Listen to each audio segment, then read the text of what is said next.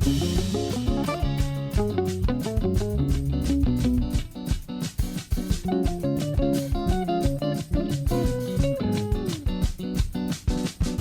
в Канаду я приехала 8 марта, а 9 в Виннипег. That's the voice of Valentyna Agapova describing her arrival in Canada and specifically to Winnipeg just 2 weeks ago, where the Ukrainian refugee was reunited with her worried family. Agapova lived in the Zaporizhzhia area of Ukraine.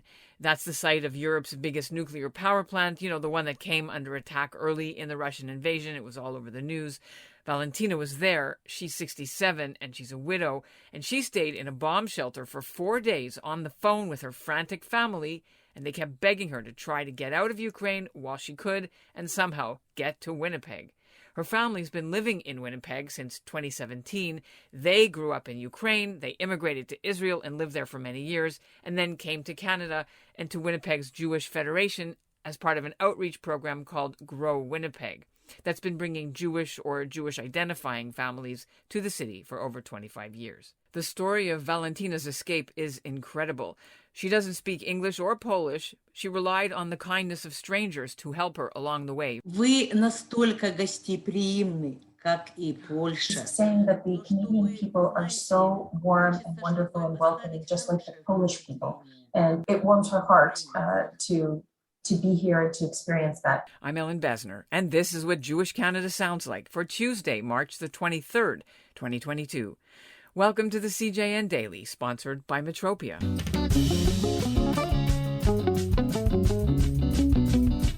It's actually not Valentyna Agapova's first time in Winnipeg. She came for a brief visit in 2019 as a tourist when her son Dennis and his wife Yelena and their children were settling into their new home.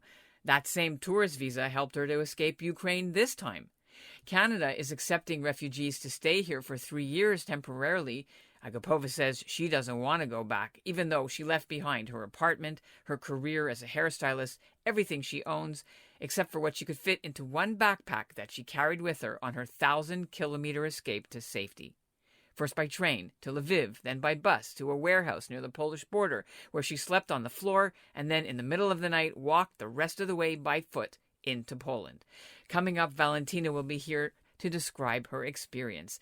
But first, here's what's making news elsewhere in Canada right now. I'm Sonia Bazar in Montreal, and this is what Jewish Canada sounds like. Monday was trade deadline day in the National Hockey League, and that means players were coming and going, including for the Montreal Canadiens. But for some people, all eyes were on the guy singing the national anthems at Monday night's home game between the Habs and the Boston Bruins.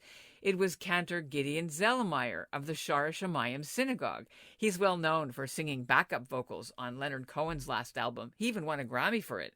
The cantor's actually sung for the Montreal Canadiens before over the last decade, and he's also sung at Fenway Park in Boston because he's a fan of the Red Sox. But he wants people to know he was never a Boston Bruins fan. The cantor's originally from Rhode Island, and he used to cheer for the Hartford Whaler hockey team until it moved to become the Carolina Hurricanes. After Zellemeyer moved to Montreal in 2001, he became a Habs fan. And joining me now from Winnipeg are Valentyna Agapova and her daughter-in-law Yelena Agapov. And helping out with the English-Russian translation is Ina Kaplan. She's my neighbor here in Richmond Hill. She was also born in the same Ukrainian community, Zaporizhzhia. Ina and her family escaped the Soviet Union on a similar journey back in the 1970s. Tell her to describe the bombing, because I know the whole world watched as the people in Zaporizhzhia were trying to stop the Russians in front of the nuclear plant. Was she there at the time? Tell her to describe what that was like and if she even participated. Нет, мы это только It's видели. far away from where she lives, the station, where the scene that you're describing. So she saw it on television in the media in the same way that you did. Did she see any Yes. Russian tanks or any bombs? What did she experience? У нас были. So she's saying that in a 4-day period, there was continuous bombing nonstop. They were in a bomb shelter, starting with the airport bombing. So it was a 4-day period where they were continuously ongoing. What happened after those 4 days in the shelter? were you guys in Winnipeg in touch with her to make a plan, or, what was next? Yes, we were in touch every day, many times every day. We were calling, and I would say we started to ask her to leave in the first day. She said, no, I'm not leaving. I'll be here. Everything is fine. And until the fire that happened in the nuclear station, and then she was scared. And in the evening, the same day, she said, okay, I'll leave. And in the morning, about 6 a.m., maybe 7 a.m., she left her house to train station. Ну, практически сесть в поезд невозможно. There were thousands of people on the platform trying to get on the train, and Valentyna was explaining that everybody was pushing and shoving. It was impossible to get on. It took 2 trains before she finally pushed her way through, and she still can't believe that she made it through to get on that train. She was all by herself? She didn't have anyone there with her? Я была одна. She was alone. She was on the platform for 6 hours. They were only allowing women with children.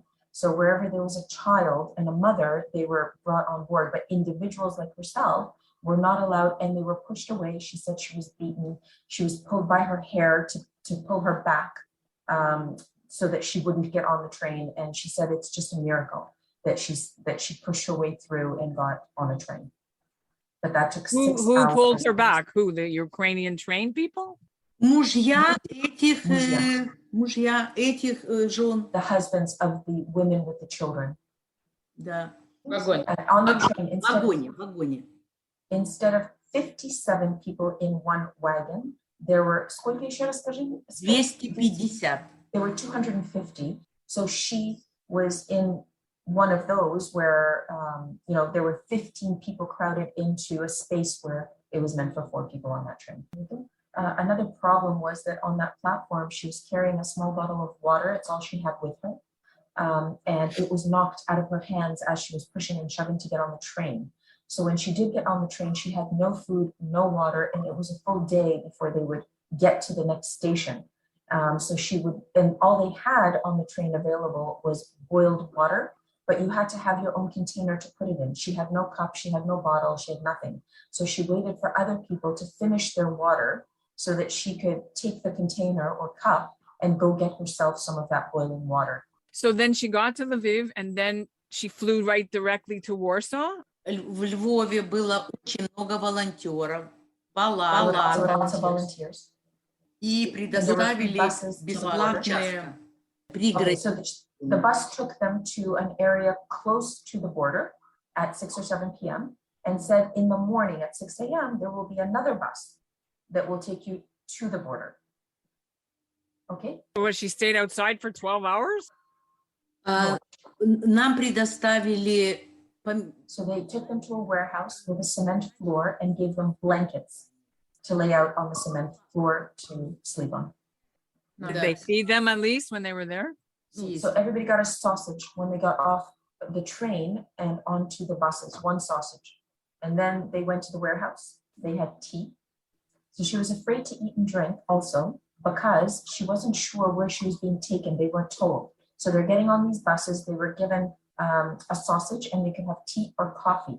But her fear was that she didn't know where the nearest bathroom was going to be. There was no bathroom on the bus and she didn't know where they were going. So she was trying not, to drink too much to avoid having to go to the bathroom. In that warehouse, about 100 people. И в 12 часов ночи начался бунт. And at midnight, the bombing began. Переживали, что не приедут за нами. Everybody was worried the buses wouldn't come in the morning. Своими силами добираться до границы.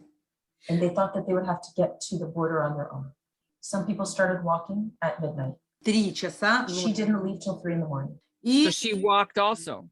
Вы знаете, She's just saying that the Polish people were so kind and so warm and so welcoming, and they were ready to just bring you into their homes. So she might ask her if she thinks like that this is a miracle that she's sitting in your kitchen. Я еще не верю, что я здесь. Вот только на ощупь. The fact that she can feel her daughter-in-law is what tells her it's real. Does she want to go back to Ukraine right now? What is she thinking? Нет, нет, у меня даже мысли нет. У меня мои родные со мной. Это такое счастье. Это один раз джекпот. She said, not at all. It's not even a thought in my mind. My loved ones are here. I hit the jackpot.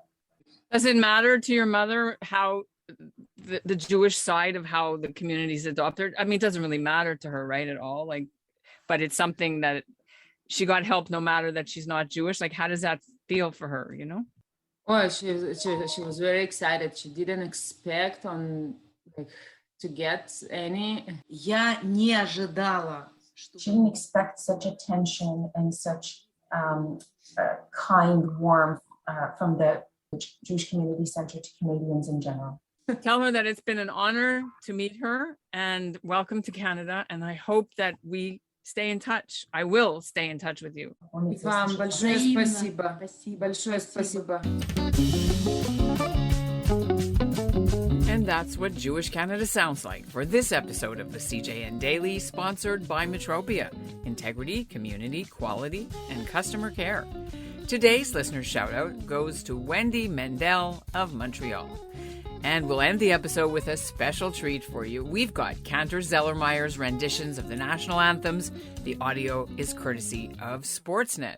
Please rise, remove your hats and caps for the singing of the national anthems by Gideon Zellermeyer, accompanied on the organ by Diane Bibo.